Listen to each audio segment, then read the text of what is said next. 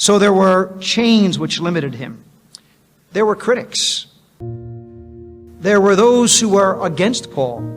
We would read of them in chapter 3, men called enemies of the cross of Christ, who were seeking at every turn to somehow have Paul imprisoned or have Paul eliminated or take Paul out of the way. Men that hated Paul because of the grace that he preached and the unity, the oneness of the body that he had presented, of Jew and Gentile on the same ground before God, and Judaizers, those Jews who were against him, detested this man. And at every turn, they were against him and stood against him, accusing him and bringing charges against him before governments and so on. There were those that sought to marginalize Paul and were happy he was out of the way. Critics. Maybe the most difficult, maybe the greatest trial a Christian can face was what Paul faced as well in chapter 1. Not now chains that God allowed. Not now critics that were against him. But there actually were brethren, competitive brethren, who were happy that Paul was in prison so they would have a chance to have their time in the limelight. How do you react when someone in the assembly tries to outdo you? Someone is competing for the Sunday school class that you have prayed about, and they're trying to get you off the picture. How do you feel when you are not appreciated for all you do?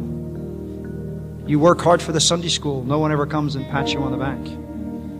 You try to visit and no one ever commends you for what you're doing. You're faithful to all the meetings and no one ever seems to notice. If you miss one night, they say, "Where were you?" But no one ever really seems to recognize all you're doing. Opposition from believers is sometimes the most difficult, the hardest to overcome. One thing for the unsaved to be against you. Another thing to suddenly find that there are Christians who are trying to reduce your usefulness because they want a position of leadership or a position of recognition that perhaps you currently have. How did Paul respond to all that? Let me talk to you about the crisis and its dilemma. The crisis. You'll notice what Paul says in verse 18. What then? What then?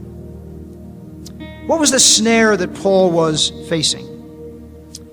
Let me just suggest to you that Paul was walking into a trap that was set by Satan. Now, I know he's not mentioned.